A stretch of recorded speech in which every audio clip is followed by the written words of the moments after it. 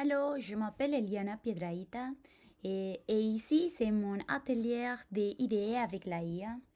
J'ai préparé une présentation parce que j'ai compris que quand on comprend l'histoire et aussi apprend des types, on peut utiliser mieux la IA. Avec une introduction, je vais parler des cas concrets, des conseils pour appliquer avec des textes, des images, des vidéos et aussi à la fin, on va créer une chanson.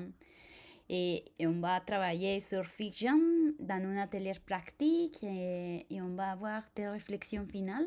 Je commence avec l'histoire. Toutes les images que tu regardes ici, je les crée avec Imagineer. Je suis un étudiant, j'ai fini ma maîtrise en design d'interaction à l'université Laval, mais maintenant je travaille avec une startup qui s'appelle Imagineer. Et j'explique pourquoi les jeunes avant ont peur aussi. Comme tout le monde quand la technologie arrive, mais ce n'est pas nouveau. J'explique comment quand l'imprimerie est arrivée aussi, les écrivains ont beaucoup de peur. Mais on a appris à lire, on apprend, on se questionne. Il y a beaucoup de transformations et de choses très positives quand il y a un changement. Par exemple, ici, avec les daguerreotypes, et que Louise Daguerre a présenté avec beaucoup d'artistes. Les artistes ont dit non. La peinture est morte maintenant, la photographie, ce n'est pas un art, et ce n'est pas vrai.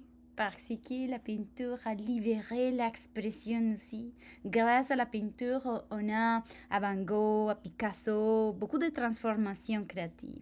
Et c'est pour ça qu'avec chaque exemple que j'ai ici dans mon présentation, j'explique qu'il y a une opportunité de transformation et que la créativité, ce n'est pas une chose qui reste avec quelques personnes.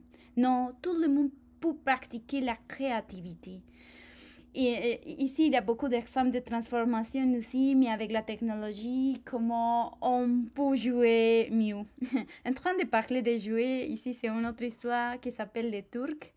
C'est une machine qui a joué et a gagné tous les rois, mais la réalité, c'est qu'il y a une personne en arrière de la machine. Et je commence à expliquer les débuts de la IA, les automates, les premières nano-bananas. Et les premiers chat GPT qui s'appelle Elisa. Elisa fonctionne d'une façon intéressante. On lui demande Elisa, je suis contente. Elisa me répond, pourquoi tu es contente? Je suis contente parce que je vais participer à l'interface. Parlez-moi d'interface. Elisa utilise la même mot que j'ai déjà donné. Et je vais parler avec de Alan Turing, que c'est important, et j'explique les tests de Turing d'une façon très, très facile. Bienvenido al primer sistema operativo con inteligencia artificial. Important quand on s'est tombé en amour à la IA, c'est pourquoi. Je parle de peur, d'ingéniosité, mais aussi le discernement, c'est super important. Et j'explique aussi comment fonctionnent les réseaux neuronaux d'une façon super simple.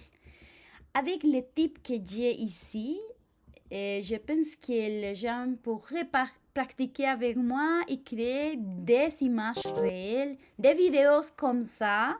La vidéo que j'ai partagée ici, c'est une vidéo créée avec IA totalement. I see you Avec la posting musique on. aussi, avec la IA. Regarde là-bas. People don't mean to be cruel. De Frankenstein, mais pourquoi c'est créatif? J'explique aussi ça. Mais ce n'est pas la caméra, ce n'est pas les IA, c'est exactement les critères, l'intention, qu'est-ce que tu aimes lire, qu'est-ce que tu aimes comme musique.